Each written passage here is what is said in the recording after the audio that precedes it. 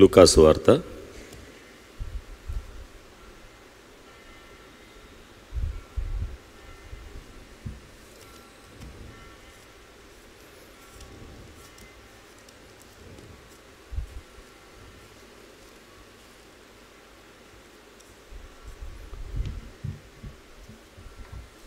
2వ అధ్యాయం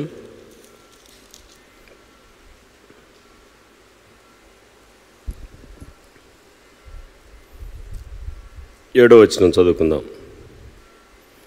తన తొలిచూలు కుమారుని కని పొత్తిగుడ్డలతో చుట్టి సత్రములో వానికి స్థలము లేనందున ఆయనను పశువుల తొట్టిలో పరుండబెట్టెను. అలాగే మత్తయి సువార్త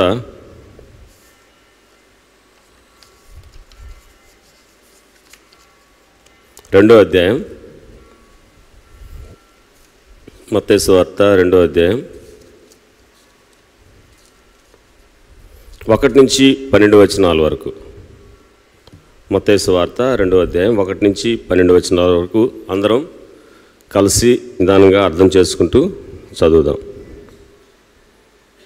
రాజైన హేరోదు దినముల యందు యూదయ దేశపు బెత్లెహేములో యేసు పుట్టిన పిమ్మట, ఇదిగో తూర్పు దేశపు జ్ఞానులు యెరూషలేమునకు వచ్చి, యూదుల రాజుగా పుట్టినవాడు ఎక్కడున్నాడు? తూర్పు దిక్కున మేము ఆయన నక్షత్రము చూచి ఆయన్ను పూజింపవచ్చితమని చెప్పిరి.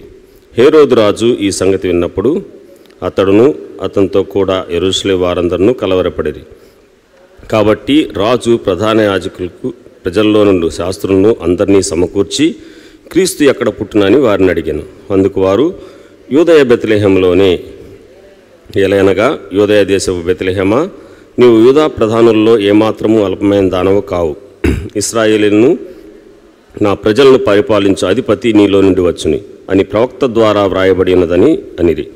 అంతటా హేరోదు ఆ జ్ఞానులను రహస్యంగా పిలిపించి ఆ నక్షత్రం కనబడిన కాలము వారి చేత పరిష్కారముగా తెలుసుకొని, మీరు వెళ్ళి ఆ శిశువు విషయమై జాగ్రత్తగా విచారించి తెలుసుకొనగానే నేనును వచ్చి ఆయనను పూజించినట్లు నాకు వర్తమానము తెండని చెప్పి వారిని బెత్లెహేముకు పంపెను. వారు రాజు మాట విని బయలుదేరిపోవచ్చుండగా, ఇదిగో తూర్పు దేశమున వారు చూచిన ఆ నక్షత్రము ఆ శిశువునిన చోటికి మీదుగా వచ్చి నిలిచే వరకు వారికి ముందుగా నడిచెను. వారు ఆ నక్షత్రమును చూచి అత్యానందభరితులై ఇంటిలోనికి వచ్చి తల్లి అయిన మరియను ఆ శిశువును చూచి సాగిలపడి ఆయనను పూజించి తమ పెట్టెలు విప్పి బంగారమును సామ్రాణిని బోళమును కానుకలుగా ఆయనకు సమర్పించిరి. తరువాత హేరోదు నొద్దకు వెళ్ళవద్దని స్వప్నమందు దేవుని చేత బోధింపబడిన వారై వారు మరి యొక్క మార్గమున తమ దేశమునకు తిరిగి వెళ్ళిరి. దేవుని సహాయం కొరకు దేవుడు మనతో మాట్లాడినట్లుగా చిన్న ప్రార్థన మనం చేద్దాం.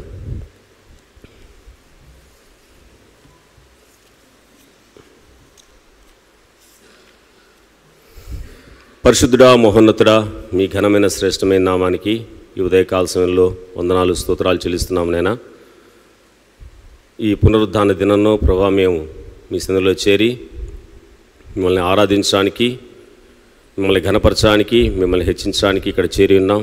ప్రభా మీరు మాతో మాట్లాడండి. మీ మాటల ద్వారా నేను ప్రభా మేము మిమ్మల్ని ఆరాధించడానికి మమ్మల్ని సిద్ధపరచండి. నన్ను మీ సిలువ చాటున మరుగుపరచండి ప్రభా. మీ నోటి బొరగా వాడుకోండి. ఇక్కడ చేరిన ప్రతి బిడ్డ ప్రభా మరి ఆత్మతో సత్యంతో మిమ్మల్ని హృదయపూర్వకంగా ఆరాధించడానికి సిద్ధపరచమని వేడుకుంటూ మమ్మల్ని మీ చేతులకు అప్పగించుకుంటూ యేసుక్రీస్తుని ప్రార్థించి వేడుకొంచున్నాం తండ్రి, ఆమేన్.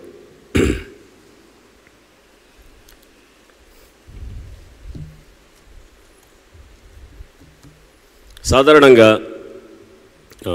యేసుప్రభు పుట్టిన క్రిస్మస్ పండుగకు సంబంధించి కొంతమంది ఇళ్లలో డెకరేషన్ చేసుకుంటూ ఉంటారు కదా. చాలామంది చేస్తుంటారు. బయట దేశాల్లో కానీ మన దేశంలో కానీ క్రైస్తవులు, కొంతమంది క్రైస్తవేతరులు కూడా డెకరేట్ చేస్తూ ఉంటారు. ఒక పశువుల తొట్టిలో యేసుప్రభు, పక్కన జ్ఞానులు, అంటే ఒక పూరి గుడిసెలాగా పక్కన జ్ఞానులు వాళ్ళు తీసుకొచ్చిన వెండి బంగారం సామ్రాణి బోళము, తర్వాత ఒక నక్షత్రం, ఆకాశంలో ఒక నక్షత్రము, ఇవన్నీ మనం చూస్తాం కదా. ఇప్పుడు మనం లూకాసు వార్తలో ఒక మాట చదివాం, మత్తయి వార్తలో కొన్ని మాటలు మనం దేవుని వాక్యం నుంచి చదివాం.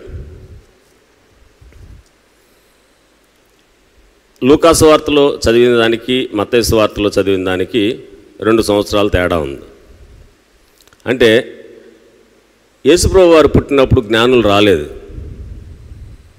యేసుప్రభు వారు పుట్టినప్పుడు అసలు జ్ఞానులు అక్కడ లేరు.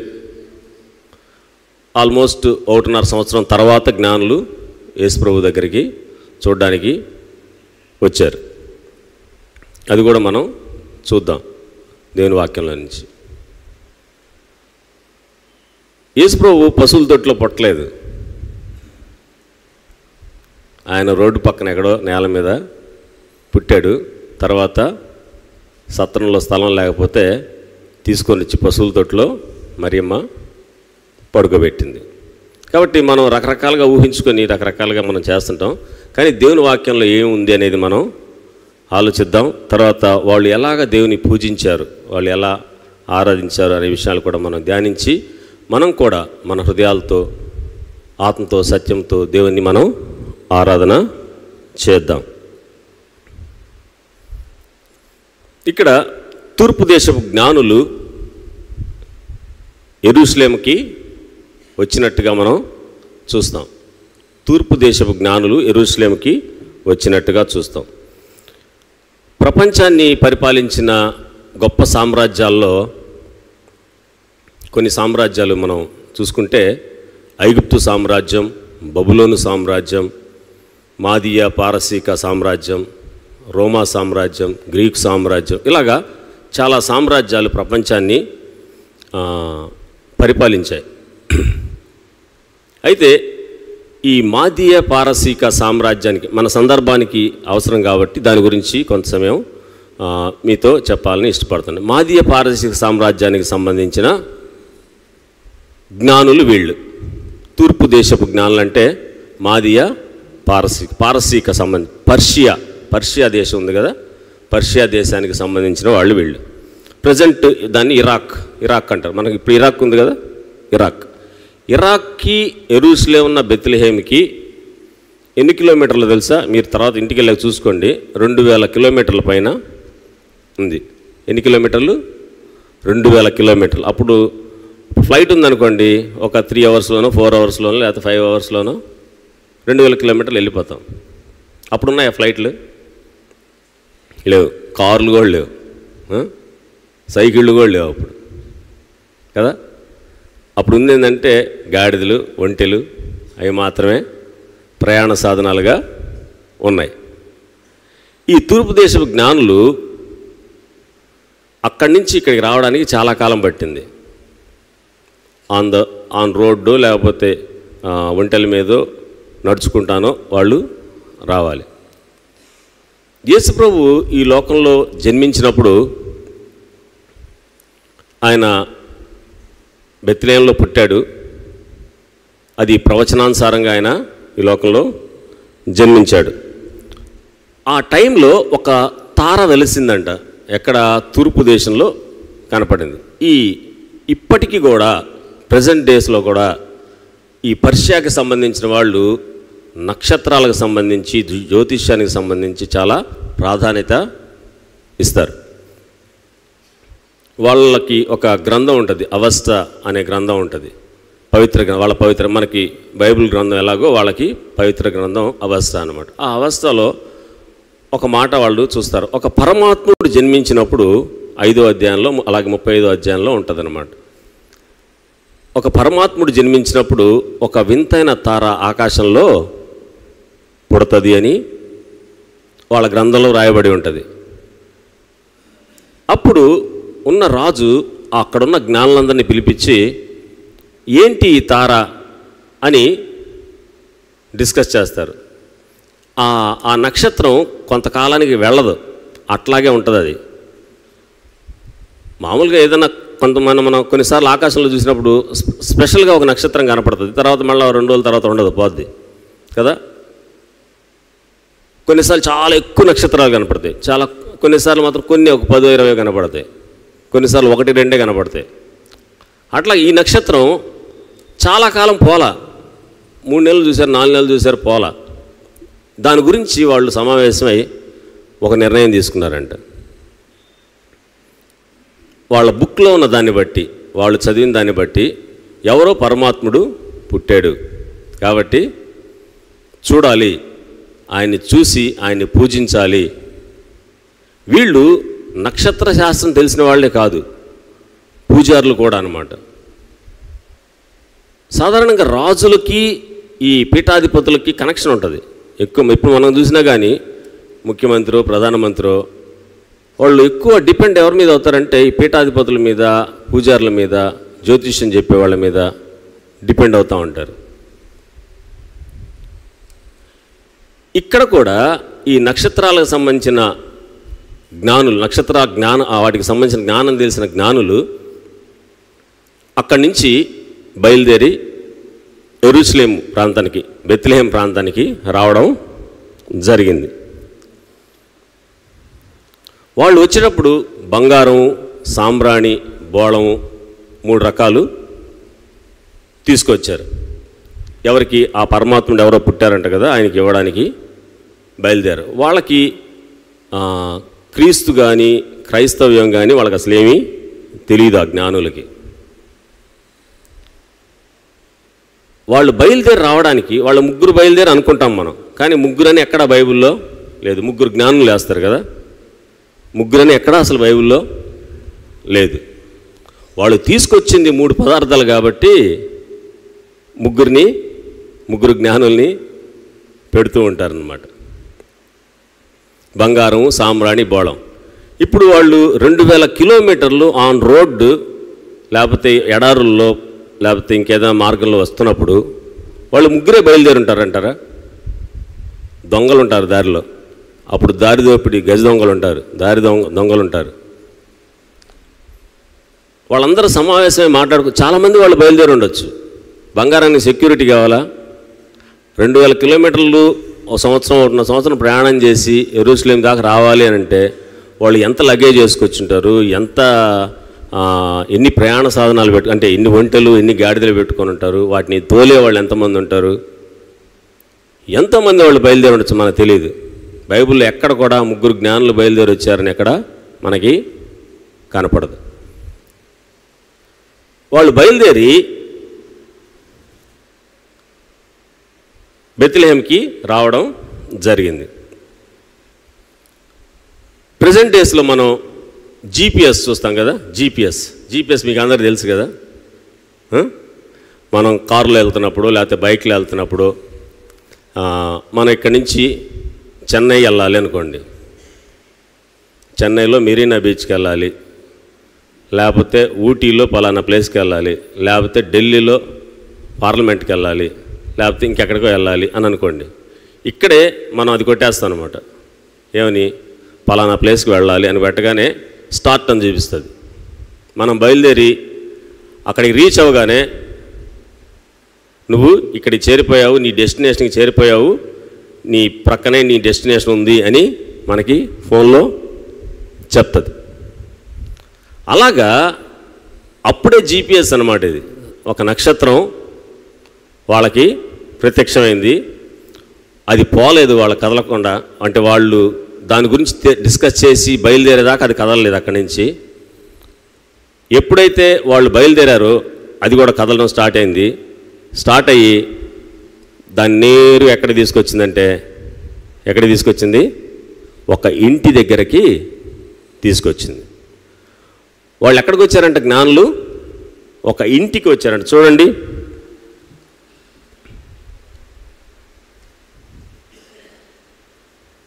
ఎన్నో వచనంలో ఉంది, మత్తయి సువార్తలో 10వ వచనం చూడండి. 2వ అధ్యాయం 10వ వచనం మత్తయి సువార్త. వారు ఆ నక్షత్రమును చూచి అత్యానంద భరితులై ఇంటిలోనికి వచ్చి, ఎక్కడికి వచ్చారు? పశువుల పాకలోకి వచ్చారు. వాళ్ళు పశువుల పాకలో అసలు జ్ఞానులే రాలా. అప్పటికి యేసు ప్రభు నడుస్తూ ఆడుకుంటూ ఉంటాడు. అంటే 2 సంవత్సరాల పిల్లోడు పశువుల తోటలో పడుకొని ఉంటాడా? పట్టుకోండు కదా. ఇవన్నీ మన ఊహలు అన్నమాట, దేవుని వాక్యం ఎక్కడా లేదు. వారు ఆ ఇంటి దగ్గరికి వచ్చారు. ఎవరు? జ్ఞానులు. ఇప్పుడు వచ్చి వాళ్ళు ఏం చేశారంట, బంగారాన్ని, సామ్రాణిని, బోళాన్ని ఆయనకి సమర్పించారు. వాళ్ళు ఊరికే ఆ మూడు ఎందుకు తీసుకొచ్చారు? వేరే ఏమేమి తెచ్చుకోవచ్చు కదా. మనం హాస్పిటల్కి వెళ్తాం, ఎవరన్నా పేషెంట్ చూడడానికి వెళ్తాం కదా. వెళ్ళినప్పుడు వాళ్ళకి ఏం తీసుకెళ్తాం, ఫ్రూట్సో లేకపోతే ఇంకేం తీసుకెళ్తాం. వాళ్ళకి ఏం బిర్యానీ ప్యాకెట్లు తీసుకెళ్ళంగా. ఒక రీజన్ ఉంటుంది, వాళ్ళు అన్నీ అరిగించుకోలేరు కాబట్టి. అయినా వాళ్ళ అసలు పక్కన వాళ్ళే తినేస్తారు కదా, పక్కన వాళ్ళే అయ్యి తినేస్తూ ఉంటారు. ఇప్పుడు ఒక చుక్క కనపడింది, ఒక స్టార్ కనపడింది. స్టార్ కనపడిన తర్వాత ఆ స్టార్ని ఎవరు చూడాలో వాళ్ళే చూడాలి. ఎవరు చూడాలో వాళ్ళు చూస్తేనే దానికి విలువ ఉంటుంది. మనం హాస్పిటల్కి వెళ్ళాము, ఎవరైనా చూడడానికి వెళ్ళాము, రిపోర్ట్లన్నీ తీసుకొచ్చి మన చేతిలో పెడతారనమాట. మనకేమన్నా తెలుసా దాని గురించి? ఆ ఈసీజీ గీతలు ఉంటాయి, ఎట్టంటే మనకేమన్నా అర్థం అవుద్దా? లేకపోతే ఎక్స్రే రిపోర్ట్లో, స్కాన్ రిపోర్ట్లో తీసుకొచ్చి నాకు మందుల షాప్లో నాకు చూపిస్తుంటారు. అయ్యిందయ్యా చెప్పయ్యా ఇది అని అంటారు. నువ్వు అమ్మ నాకు తెలియదు, డాక్టర్ని అడగండి అమ్మ అని చెప్తాను. అది ఎవరు చూడాలో వాళ్ళే చూడాలి. డాక్టర్ మందులు రాసాడనుకో ఎవరికి అర్థమవుద్ది? మెడికల్ షాప్ వాడికే అర్థమవుద్ది. అట్లాగా ఎవరు చూడాలో వాళ్ళే చూడాలి. కరెంట్ సామాన్లు రాస్తారు కొంతమంది. ఏదైనా ఒక లైట్ బిగించాలి అక్కడన్నా అనుకో, వాడు టీలు అంటాడు, బెండ్లు అంటాడు, ఎల్లులు అంటాడు, పైపులు అంటాడు, వైర్ అంటాడు, 120 అంటాడు, 180 అంటాడు, రకరకాలు రాసా. మనకు అర్థమవుద్దా? అది ఎవరికి అర్థమవుద్ది? ఎలక్ట్రికల్ షాప్ వాడికే అర్థమవుద్ది. అట్లాగా జ్ఞానులకి అర్థమైంది. అది ఏంది? ఒక తార పుట్టింది, ఆ తార ఒక పరమాత్ముడికి సంబంధించింది అనేది తూర్పు దేశంలో ఉన్న జ్ఞానులకి అర్థమైంది. దాన్ని బట్టి వాళ్ళు ఏం తీసుకొచ్చారు, 3 సెలెక్ట్ చేసుకున్నారు. ఏమని? బంగారాన్ని, సాంబ్రాణిని, బోళాన్ని. ఆ 3టిని తీసుకొచ్చి ఆయనకి ఇచ్చి పూజించారు. ఆయన పూజించి మరలా అక్కడి నుంచి వాళ్ళు వాళ్ళ ప్రదేశానికి వెళ్ళిపోయారు. ఇక్కడ బంగారం అనేది ఆయన రాచరికాన్ని, రాయల్టీని గుర్తు చేస్తుంది. ఆయన ఒక రాజుగా పుడతాడు. అందుకే వాళ్ళు ఆ నక్షత్రం దారి చూపిస్తూ వస్తున్నప్పుడు వాళ్ళు దారిలో ఎక్కడికి వెళ్తారు తెలుసా? ఎక్కడికి వెళ్తారు? హేరోద్ దగ్గరికి వెళ్తారు. ఇప్పుడు వాళ్ళు సుమారుగా 2000 కిలోమీటర్లు ప్రయాణం చేసి హేరోద్ దగ్గరికి వెళ్తే హేరోద్ అంటాడు, మీరు ఇక్కడ ఉండండి, మీరు ఇక్కడ బస్సు అయింది పర్లేదు, తర్వాత లేదంటే మీరు అంటే బేబే మేము ఉన్నాం, మేము వెళ్ళిపోవాలంటారు. వాళ్ళు ఉంటారా? వాళ్ళు అక్కడ హేరోద్ దగ్గర ఉంటారా? ఉండరు. అంత దూరం ప్రయాణం చేసి వచ్చారు కదా. రాజభవనం, రాజు రమ్మంటున్నాడు, రెస్ట్ తీసుకోమంటున్నాడు. హ్యాపీగా 4 రోజులు రెస్ట్ తీసుకొని పోదాం, 2 సంవత్సరాలు బయలుదేరి ప్రయాణం చేసాం, 1 సంవత్సరం ప్రయాణం చేశాం కదా, లేకపోతే చాలా దూరం ప్రయాణం చేశాం కదా అని అనుకున్నారా? లేదు. వాళ్ళ టార్గెట్ ఏంటి? ఆ నక్షత్రం ఎక్కడ చూపిస్తే అక్కడికి వెళ్ళాలి. ఆ నక్షత్రం హేరోద్ రాజు దగ్గర ఆగల, ఆ నుంచి మళ్ళీ బయలుదేరి ఒక ఇంటి దగ్గరికి వచ్చి ఆగింది. అప్పుడు వాళ్ళకి అర్థమైంది, ఓ ఇది మన డెస్టినేషను అని చెప్పి వాళ్ళు లోపలికి వెళ్ళారు. లోపల ఎవరున్నారు? మరియమ్మ ఉంది, యేసు ప్రభు ఉన్నాడు, యోసేపు కూడా ఉండొచ్చు కదా. వాళ్ళు ఎవరిని పూజించారు? మరియమ్మనా, యోసేపునా, యేసు ప్రభుని పూజించారు. పూజించి ఆయనకి ఏమి ఇచ్చారు? బంగారం, సామ్రాణి, బోళము అప్పగించారు. బంగారం రాచరికాన్ని సూచిస్తుంది, ఆయన రాజు అనే విషయాన్ని తెలియజేస్తుంది కాబట్టి వాళ్ళు బంగారాన్ని తీసుకొచ్చారు. సాంబ్రాణిని ఎందుకు తీసుకొచ్చారంటే ఆ పరమాత్ముడు మన ప్రార్థనల్ని తండ్రి దగ్గరికి తీసుకువెళ్తాడు, మనుషుల యొక్క ప్రార్థనల్ని తండ్రి దగ్గరికి తీసుకువెళ్తాడు. ఈ ధూపం అనేది అక్కడికి చేరుతుంది, దేవుని దగ్గరికి చేరుతుంది అనే ఉద్దేశంతో వాళ్ళు ఆ సాంబ్రాణిని తీసుకొని వస్తారు. అందుకే ఇప్పటికీ దీపారాధన చేసేవాళ్ళు మన దేశంలో చాలామంది అగరత్తులు అని, కర్పూరం అని వెలిగిస్తూ ఉంటారు. అది అలాగా దేవుని దగ్గరికి వెళ్తుంది అనుకుంటారు. అందుకే ఇక్కడ సాంబ్రాణిని వాడడం జరిగింది. కొన్ని మాటలు మనం పాత నిబంధనలో చూస్తే మనకు అర్థమవుద్ది. చూడండి, లేవికాండం 2వ అధ్యాయం 2వ వచనం చదవండి ఎవరన్నా ఒకళ్ళు. లేవికాండం 2వ అధ్యాయం 2వ వచనం.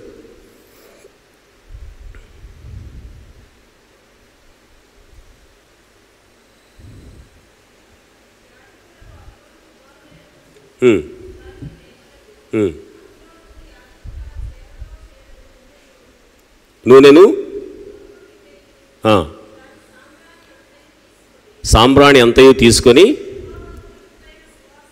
యెహోవాకు ఇంపైన సువాసన గల హోమముగా బలిపీఠం మీద జ్ఞాపకార్థముగా దహింపవలను. సాంబ్రాణి దేవుని దగ్గరికి వెళ్తుంది అంటే మన ప్రార్థనలను ఆలకించి దేవుని దగ్గరికి తీసుకువెళ్తాడు అనే ఉద్దేశంతో సాంబ్రాణిని అక్కడ ఇవ్వడం జరుగుతుంది. అలాగే వాళ్ళు అన్నీ ఆలోచించే తీసుకొచ్చారు అక్కడికి, అన్నీ డిస్కస్ చేసుకునే తీసుకొచ్చారు అక్కడికి. బోళాన్ని ఎందుకు తీసుకొచ్చారంటే, బోళం అంట ఒక డెడ్ బాడీని ప్రిజర్వ్ చేయడానికి వాడతారంట. ఇప్పుడు పుట్టిన పిల్లోడి దగ్గరికి శవాలకు పూసేదాన్ని తీసుకెళ్తారా? గిఫ్ట్గా తీసుకెళ్తారా? ఎవరన్నా తీసుకెళ్ళరు. వీళ్ళు తీసుకొచ్చారు. ఎందుకని? ఆయన పుట్టిందే మరణించడానికి, ఆయన పుట్టిందే మనుషుల కోసం మరణించడానికి. కాబట్టి అక్కడ వాళ్ళు బోళాన్ని తీసుకొని రావడం జరిగింది. ఇక్కడ మనం చూస్తే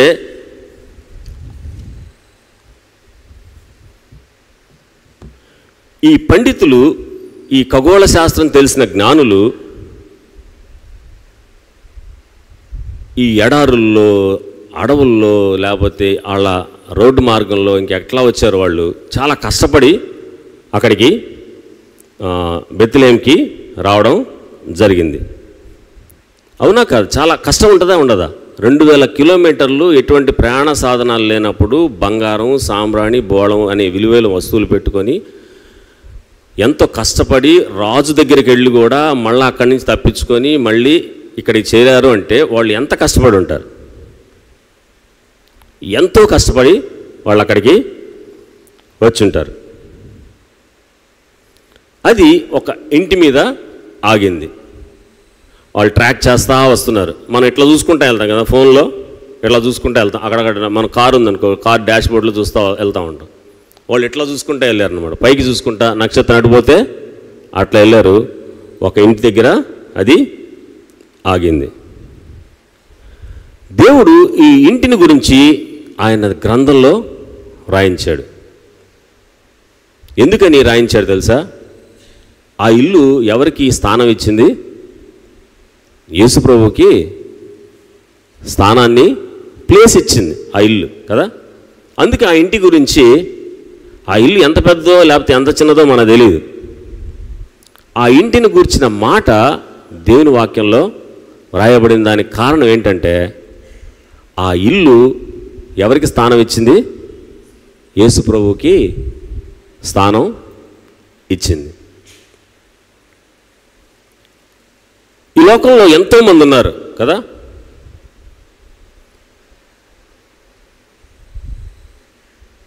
ఎవరైతే యేసుక్రీస్తునందు విశ్వాసం ఉంచుతారో వారి పేరు మాత్రమే ఎక్కడ రాయబడి ఉంటుందంట?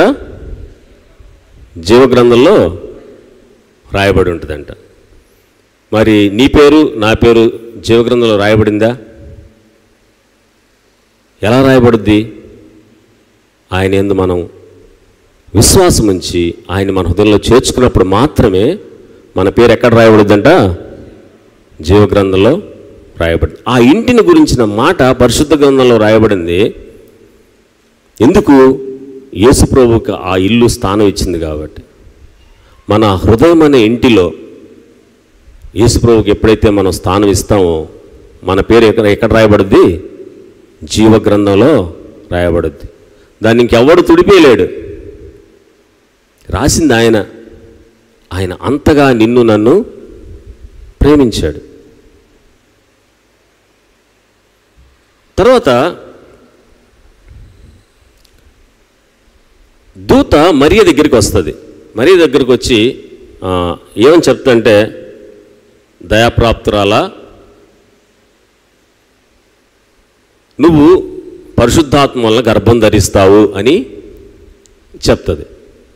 దూత చెప్పినప్పుడు మరియమ్మ, ఇది నా వల్ల కాదు, ఇంకోళ్ళని ఎవరినైనా చూసుకో అని చెప్పిందా? దూతకి చెప్పేదానికి అవకాశం ఉందా లేదా? చెప్పొచ్చా చెప్పకూడదా?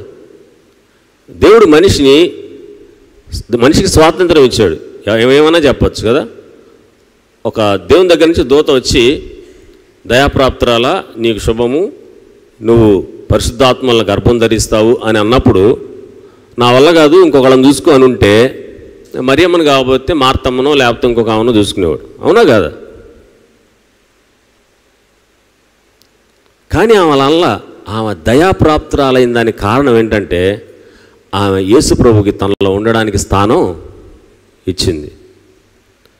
మనం కూడా దేవుని దయను పొందుతున్నాము అని అంటే దానికి కారణం ఏంటంటే, మనం యేసు ప్రభుకి స్థానం ఇచ్చాం కాబట్టి. ఆయన దయను మనం అనుభవించట్లేదా? ఆయన ప్రేమను మనం అనుభవించట్లేదా?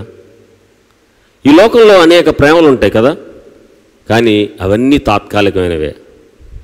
శాశ్వతమైనది దేవుని యొక్క ప్రేమ మాత్రమే మనతోటి ఉంటుంది. మరియమ్మ తనలో యేసుప్రభు ఉండడానికి స్థానం ఇచ్చింది కాబట్టి తన గర్భంలో ఆమె దయాప్రాప్తురాలైంది. మనం కూడా యేసుప్రభుకు స్థానం ఇస్తే దేవుని దయను పొందిన వాళ్ళం అవుతాం. మనం దేవుని దయను పొందామా లేదా? మన హృదయంలో ఎప్పుడైతే ఆయనకి స్థానం ఇస్తామో మనం ఎవరో ఆయన దయని పొందిన వాళ్ళంగా అవుతాం. ఎప్పుడైతే మన హృదయంలో ఆయన కలిగి ఉంటామో మనం మరణంలో నుంచి జీవంలోనికి దాటించబడతాం. చూడండి, చిన్న విషయాలు కాదు ఇవి. నేను ఏదో ఒక మాటలాగా చెప్పేస్తున్నా, కానీ ఇవి చిన్న విషయాలు కాదు. మన పేరు జీవగ్రంథంలో వ్రాయబడింది ఎప్పుడు? మన హృదయంలో యేసు. మతం మార్చుకున్నప్పుడా? కాదు. కులం మార్చుకున్నప్పుడా? కాదు. మన హృదయంలో యేసు ప్రభు ఉన్నప్పుడు, ఆయన యందు విశ్వాసం ఉంచినప్పుడు మన పేరు జీవగ్రంథంలో వ్రాయబడుతుంది. మనలో ఆయనకి స్థానం ఇచ్చినప్పుడు మనం దేవుని యొక్క దేవుని దయను పొందిన వాళ్ళం అవుతాం.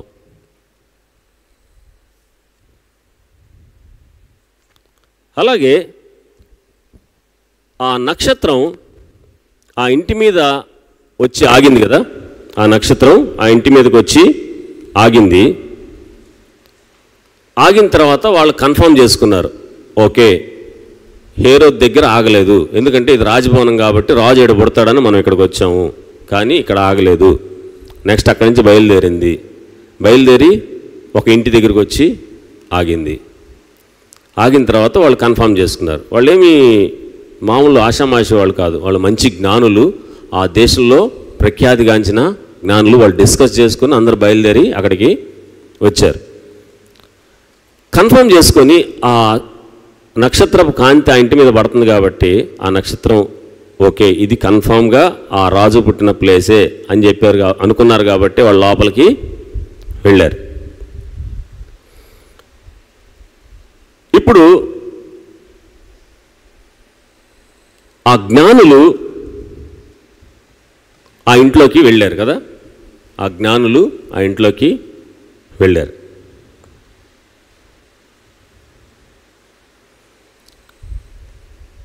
దేవుని యొక్క జ్ఞానం మనం పొందాలి అంటే మనలో ఎవరుండాలి? యేసుప్రభు వారు ఉండాలి.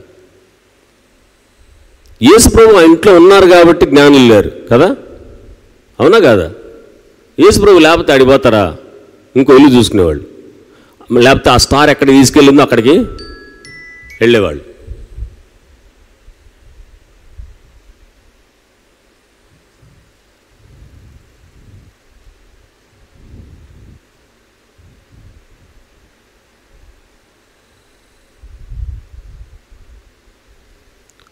నక్షత్రం ఆ ఇంటి మీద ఆగడానికి కారణం ఏంటంటే యేసుప్రభు ఆ ఇంట్లో ఉన్నాడు.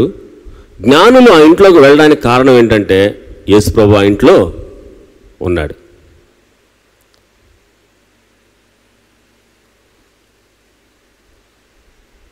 మన జీవితాల్లో కూడా దేవుని యొక్క జ్ఞానం మనం కలిగి ఉండాలి అంటే మనలో ఎవరు ఉండాలి? యేసుప్రభు వారు ఉండాలి. మనలో ఎప్పుడైతే యేసుప్రభు వారు ఉంటారో ఈ లోకంలో ఎలా జీవించాలి, మన కుటుంబాన్ని ఎలా కట్టుకోవాలి, పాపాన్ని ఎలా జయించాలి, విజయవంతంగా ఎలా జీవించాలి అనే జ్ఞానం ఎవరిస్తారు తెలుసా? దేవుడే ఇస్తాడు మనకి.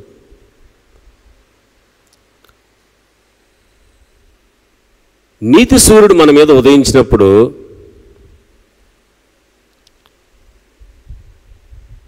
ఆయన జ్ఞానం మనకు వస్తుంది. మనలో ఆయన ఉన్నప్పుడు మనం జ్ఞానం కలిగి ప్రవర్తిస్తాం.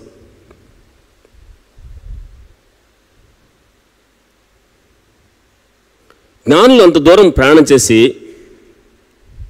అక్కడ వచ్చారు కదా.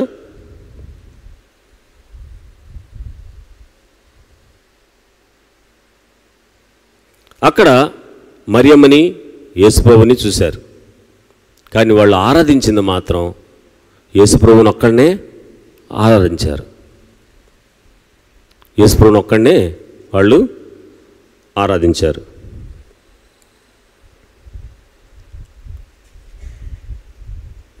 మనం అనుకోవచ్చు యేసుప్రభుడు ఒక్కడే దేవుడా, ఆయన కాకపోతే ఇంకెంతమంది లేరు మనకి అని అనుకోవచ్చు. కానీ ఆయన ఎలా దేవుడో ఎలా మానవుడో అనే విషయాలు కూడా మనం కొంచెం ధ్యానించేద్దాం. లూకాసు వార్తలోనే 3వ అధ్యాయం 23 నుంచి 25 వచనాల వరకు చదువుదాం. లూకాసు వార్తలోనే 3వ అధ్యాయం 23 నుంచి 25 వచనాల వరకు. ఇది చూడండి, జాగ్రత్తగా వినండి.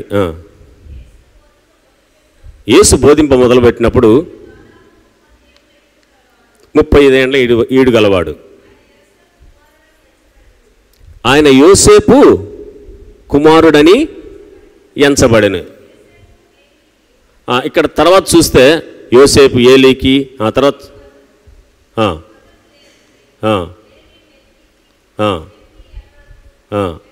అలాగా చాలామంది పేర్లు. యేసుప్రభు మాత్రం ఎవరు కుమారుడు అని ఎంచబడ్డాడంట?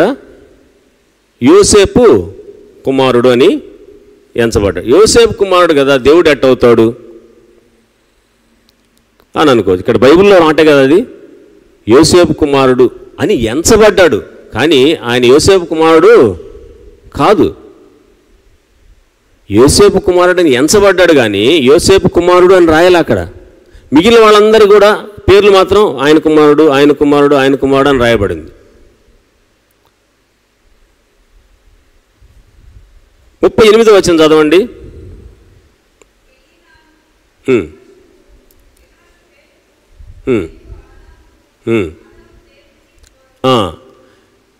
హేతు వచ్చి ఆదాముకు, ఆదాం ఎవరికంట? దేవునికి కుమారుడు. దేవుని కుమారుడు ఎవరు ఇక్కడ? ఎవరక్కడ? యేసు ప్రభువా? ఆడేముంది చెప్పండి. ఆదాం ఎవరు కుమారుడంట? దేవుని కుమారుడు. యేసు ప్రభు ఎవరంట? అక్కడ యోసేపు కుమారుడుగా ఎంచబడ్డాడు. కాబట్టి ఈయన కూడా మనిషే కదా. యోసేపు కుమారుడుగా ఎంచబడ్డాడు. అసలు దేవుడి కుమారుడు ఆదాం కదా. ఆదామే దేవుడి కుమారుడే, దానిలో నో డౌట్. కానీ ఆ కుమారత్వాన్ని ఆదాం పోగొట్టుకున్నాడు.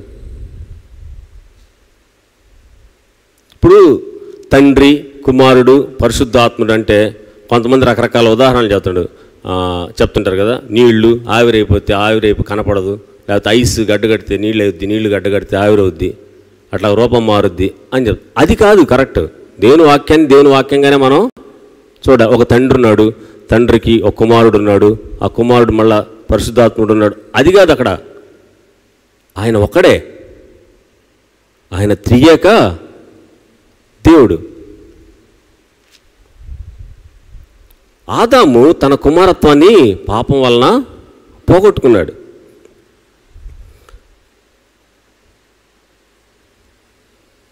ఇరవై 22వ వచనం చదవండి. లూకాసు వార్త 3వ అధ్యాయం 22వ వచనం.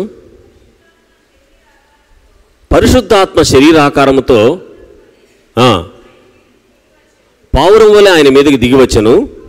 అప్పుడు నీవు నా ప్రియకుమారుడు, నీ యందు నేను ఆనందించున్నాను. ఒక శబ్దం ఆకాశం నుండి వచ్చెను. తండ్రి అనే దేవుడు ఏం చెప్తున్నాడంటే, నీవు నా ప్రియ కుమారుడవు. ఇక్కడ ఎవరు చెప్తున్నారు? దేవుడు ఏం చెప్తున్నాడు యేసుప్రభు గురించి? నీవు నా ప్రియ కుమారుడు. ముందేం రాయబడి ఉంది? యోసేపు కుమారుడుగా ఎంచబడను. ఆయన సంపూర్ణ మానవుడు, అలాగే ఆయన సంపూర్ణంగా దేవుడు. ఆయన దైవత్వం ఉంది, ఆయనకి మానవత్వం ఉంది.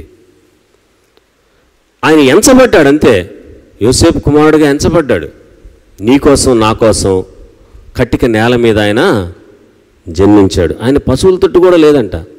సత్రంలో స్థలం లేనందువలన కనేసింది అప్పటికే ఆమె ఎక్కడో రోడ్డు పక్కన. సత్రంలో స్థలం లేకపోతే, సత్రం అంటే ఏంటంటే ఏదో లాడ్జీ కాదు అది.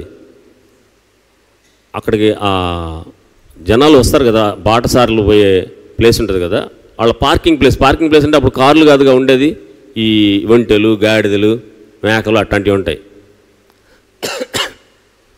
ఆ పార్కింగ్ ప్లేస్ సంబంధించిన ఒక తొట్టి, ఆ తొట్టిలో గడ్డి ఆ వచ్చిన జంతువులకు వచ్చే గడ్డి, అలాంటి ప్లేస్లో జన్మించాడంటే ఒకసారి ఆలోచించండి. ఇది కూడా ఒక ప్రవచనమే. నక్కలకి బొరియలు ఉన్నాయంట, ఆకాశ పక్షుల గూళ్ళు ఉన్నాయంట, మనుష్య కుమారుడు తలవాల్చుకోవడానికి స్థలం లేదంట. అందుకే ఆయన రోడ్డు పక్కన జన్మించాడు. నీకోసం నా కోసం ఆయన తన్ను తాను అంతగా తగ్గించుకున్నాడు. ఈ తండ్రి, కుమారుడు, పరిశుద్ధాత్ముడు అవన్నీ బిరుదులు అంతే. తండ్రి అంటే ఇప్పుడు నేనున్నాను, మా అబ్బాయి అన్నాడు, మా అబ్బాయి వేరు, నేను వేరు. అట్లాగా మనం దేవుణ్ణి, కుమారుణ్ణి, పరిశుద్ధాత్మని ఆలోచించకూడదు.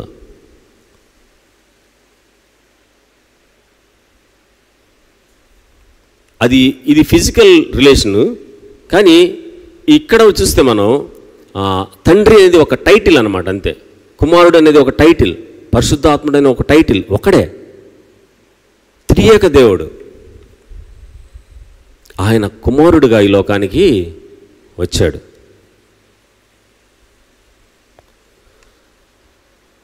చూడండి ఒక మాట, యోహాను సువార్త 1వ అధ్యాయం 12-13 వచనాలు చదవండి.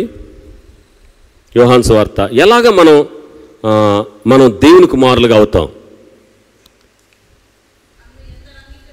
తన్ను ఎందరు అంగీకరించిరో వారికి అందరికీ, అనగా తన నామమునందు విశ్వాసముంచిన వారికి దేవుని పిల్లలగుటకు ఆయన అధికారం ఇచ్చెను. చూడండి, ఇప్పుడు మనం దేవుని పిల్లలు అంటే ఆయన మనల్ని కన్నాడా? మా అమ్మ నాన్న వాళ్ళు కన్నారు నన్ను కదా. మీ అమ్మ నాన్న వాళ్ళు మిమ్మల్ని కానీ ఉంటారు. అధికారం ఇచ్చాడంట. దేవుని పిల్లలు అవ్వడానికి ఏమి ఇచ్చాడంట? అధికారం ఇచ్చాడు. ఎవరికి? ఆయన నామం నందు, యేసుక్రీస్తు నామం నందు విశ్వాసం ఉంచిన వాళ్ళకి మాత్రమే దేవుని పిల్లలు అయ్యే అధికారం ఇచ్చాడంట. నీకు నాకు ఆ స్థానం రాలేదా? మనం ఆయన దైవ కుమారులం కాలేదా? చూడండి, ఇంక తర్వాత చదవండి 13వ వచనం. వారు దేవుని వల్ల పుట్టిన వారే కానీ, 1 రక్తం వల్లనైనను, 2 శరీరేచ్ఛ వల్లనైనను, 3 మనుష్యేచ్ఛ వల్లనైనను. ఇక్కడ 3 పెట్టాడు. రక్తం వలన, శరీరం వలన, మనుష్యేచ్ఛ వలన పుట్టిన వాళ్ళు కాదు. మనం మామూలుగా అయితే తల్లి తండ్రి రిలేషన్ ఉంటుంది, మన నాన్న అమ్మ పలానా పలానా అని చెప్పగలం. ఇది అట్లా కాదనమాట. రక్తం వలన మనం పుట్ల, శరీరేచ్ఛ వలన పుట్ల, మనుష్యేచ్ఛ వలన పుట్ల. ఆయన యందు విశ్వాసం ఉంచడం వల్ల మనం ఎవరమయ్యామంట? దేవుని కుమారులం అయ్యామంట.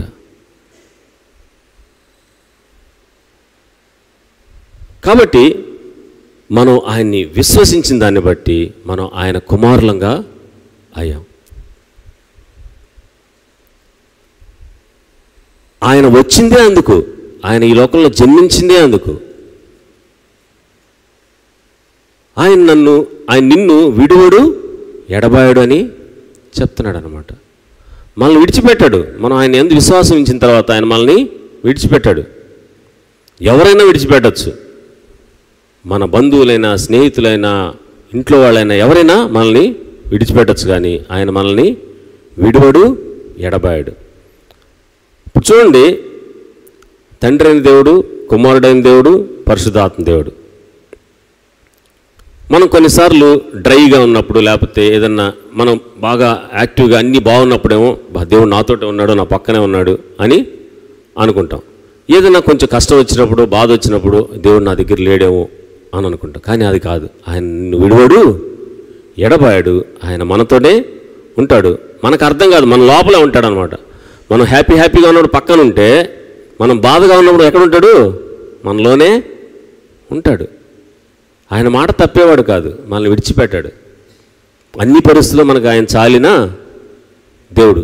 ఎవరు విడిచిపెట్టినా, ఎవరు మనల్ని తోలనాడినా దేవుడు మాత్రం మనల్ని విడిచిపెట్టాడు. ఆయన అంతగా మనల్ని ప్రేమించాడు. అందుకే ఆయన ఒక మనిషిగా ఈ లోకానికి వచ్చాడు. జ్ఞానులు ఆయన్ని ఆరాధించడానికి అంత దూరం నుంచి కష్టపడి విలువైన బంగారాన్ని, సామ్రాణిని, బోళాన్ని తీసుకువచ్చి ఆయనకి సమర్పించి ఆయన్ని ఆరాధించారు. మనం కూడా ఆయన్ని హృదయపూర్వకంగా మన ఆత్మతో, సత్యంతో ఆయన్ని మనం ఆరాధిద్దాం. తర్వాత చూడండి, తిమోతికి రాసిన మొదటి పత్రిక 3వ అధ్యాయం 16వ వచనం.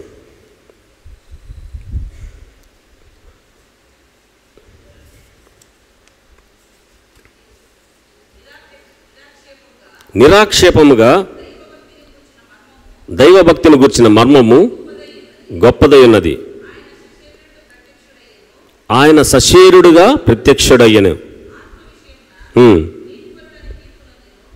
ఆత్మ విషయమున నీతిపరుడని తీర్పు పొందెను.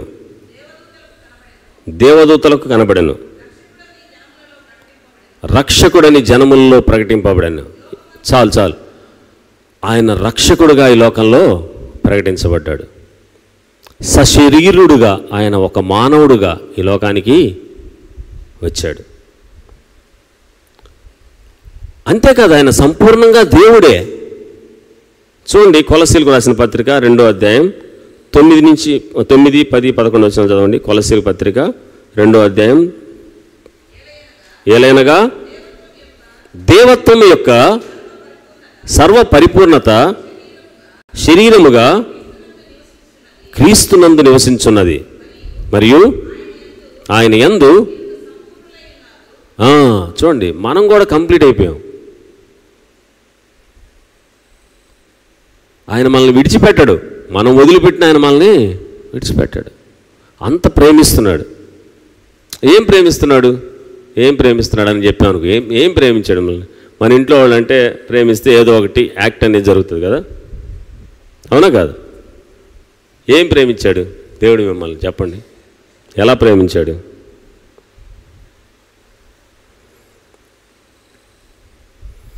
యేసు నన్ను ప్రేమించినావు, పాపినైనా నన్ను ప్రేమించినావు. నన్ను ప్రేమింపానికున్న కష్టములన్నీ మున్నే తెలిసి ఉంటివి. చూడండి, నన్ను ప్రేమింపానికున్న కష్టములన్నీ మున్నే తెలిసి ఉంటివి. నన్ను ప్రేమిస్తే దేవుడికి వచ్చే కష్టాలు ఆయనకి తెలుసంట. నిన్ను ప్రేమిస్తే దేవుడికి వచ్చే కష్టాలు ఆయనకి తెలుసంట. ఏం కష్టాలు? మళ్ళీ ఆయన గాయాలకి రేపడం అన్నమాట. మనం చేసే తప్పులను బట్టి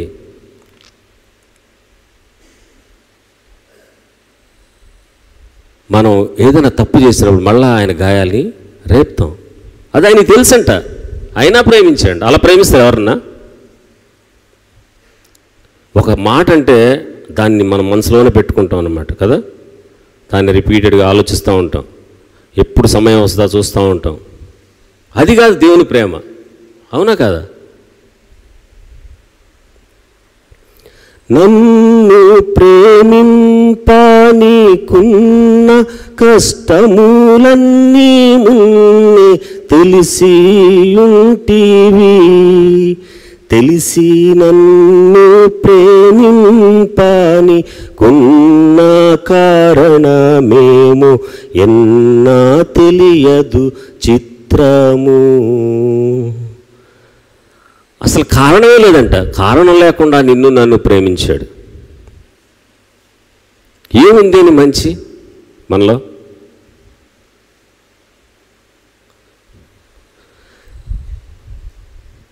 కాబట్టి యేసు నన్ను ప్రేమించినావు, పాపినైనా నన్ను ప్రేమించినావు. ఎఫెసీ పత్రిక 1వ అధ్యాయం 3-6 వచనాలు చదువుకుందాం. ఎఫెసీ పత్రిక 1వ అధ్యాయం 3-6 వచనాలు. మన ప్రభు అయిన యేసుక్రీస్తు యొక్క తండ్రి యొక్క దేవుడు స్తుతింపబడుగాక. ఆయన క్రీస్తునందు పరలోక విషయంలో ఆత్మ సంబంధమైన ప్రతి ఆశీర్వాదమును మనకు అనుగ్రహించను. ఎట్లనగా తన ప్రియుని యందు తాను ఉచితముగా మనకు అనుగ్రహించిన తన కృపా మహిమకు కీర్తి కలుగునట్లు తన చిత్త ప్రకారమైన తన దయా సంకల్పం చొప్పున యేసుక్రీస్తు ద్వారా, చూడండి, యేసుక్రీస్తు ద్వారా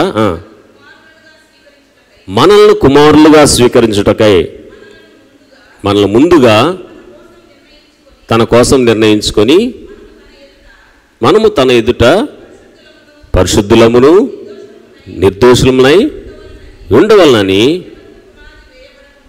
జగత్తు పునాది వేయబడక ముందే ప్రేమ చేత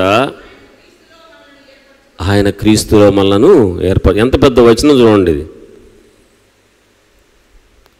జగత్తు పునాది వేయబడక ముందే నువ్వు ఆయన గాయాలు రేపుతావని తెలుసు ఆయనకి. జగత్తే పుట్టలేదు, భూమి పుట్టలేదు, మనుషులే లేరు, అప్పుడే ఆయనకి తెలుసంట. ఆయన ఎంత జ్ఞానవంతుడో, అనంత జ్ఞాని. నిన్న ఒక ఫ్రెండ్ ఒకడు వచ్చి నా దగ్గరికి వచ్చి యెహోవా అంటే ఏంటి అని అడిగాడు నన్ను. వాడు ఈ జ్యోతిష్యంలో పీజీ కూడా చేశాడు అనమాట. యాహ్వే ఆయన ఉన్నవాడు అనువాడు అన్న. ఓహో అట్లయితే ఇది హిందూ గ్రంథాల్లో ఇంద్రుడు అని ఉంటుంది అని అన్నాడు. సరే ఏమన్నా ఉండి నాకు తెలీదు, నువ్వు అడిగా కాబట్టి నేను చెప్తున్నా అని చెప్పి కొంచెం సువార్త చెప్పి పంపించాను. నువ్వు చాలా చాలా చదువుతున్నావు ఈ మధ్య అని అన్నాడు. అదేం లేదు, దేవుని గురించి తెలుసుకుంటున్నాను కొంచెం కొంచెం అని చెప్పాను అన్నమాట. ఆయన మనల్ని ఎంతగా ప్రేమిస్తున్నాడంటే జగత్తు పునాది వేయబడకముందే నిన్ను నన్ను ప్రేమించాడు. మనల్ని తెలిసి ఆయన ప్రేమించాడు. మనం ఆయన గాయాలు రేపుతామని తెలిసి కూడా ప్రేమించాడు.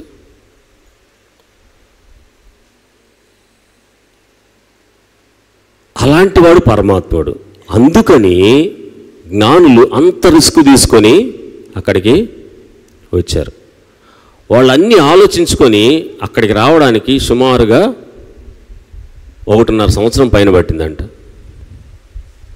తర్వాత మనం చూస్తే ఈ హేరోద్ దగ్గర నుంచి జ్ఞానులు యేసుప్రభువుని చూసి రిటర్న్ అయ్యి హేరోద్ దగ్గరికి వెళ్దాం అనుకున్నప్పుడు వాళ్ళు కలలో వాళ్ళకి ప్రత్యక్షమై దేవుడు ఏం చెప్తాడంటే, మీరు హేరోద్ దగ్గరికి వెళ్ళొద్దు, మీరు రిటర్న్గా మీరు వెళ్ళిపోండి అని చెప్తాడు.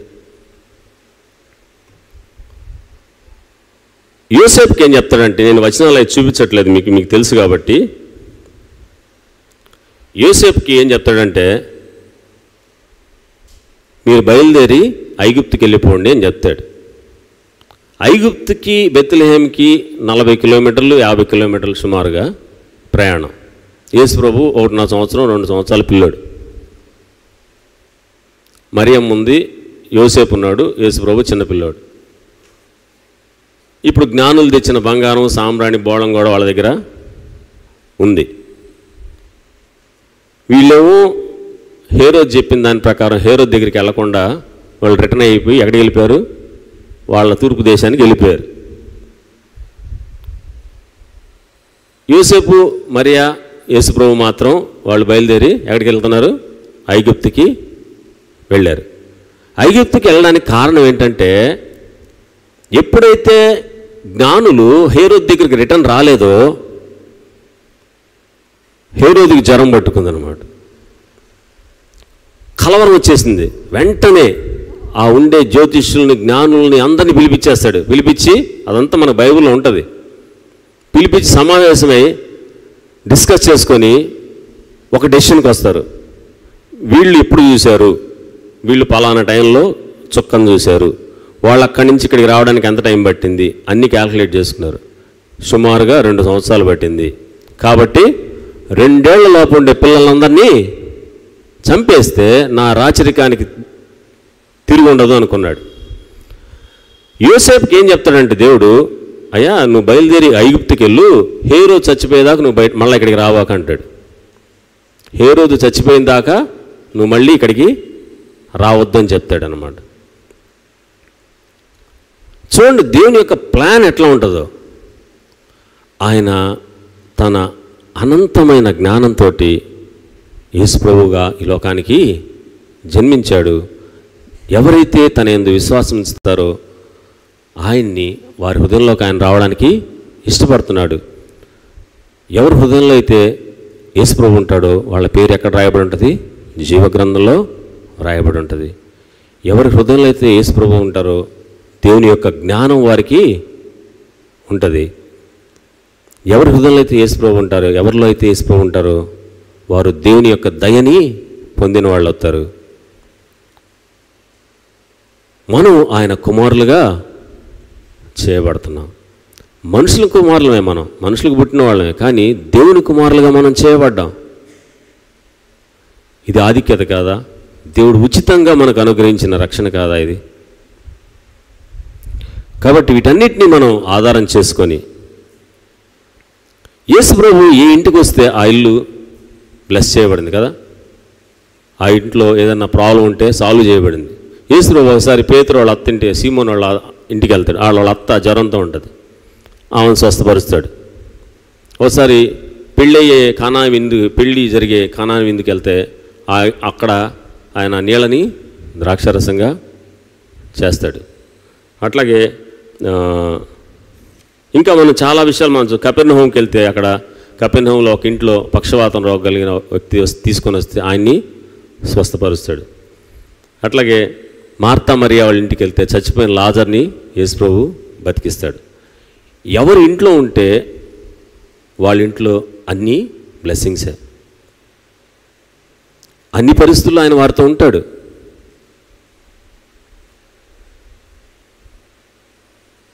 కాబట్టి నీ హృదయం అనే గదిలో యేసుప్రభుకు స్థానం ఇస్తే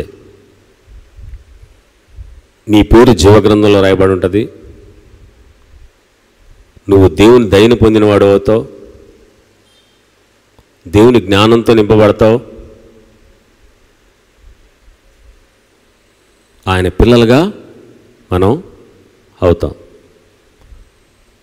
వీటన్నిటిని మనం ఆధారం చేసుకొని దేవుని హృదయపూర్వకంగా ఆరాధ్యం. దేవుడి ఈ మాటల్ని దీవించునుగాక.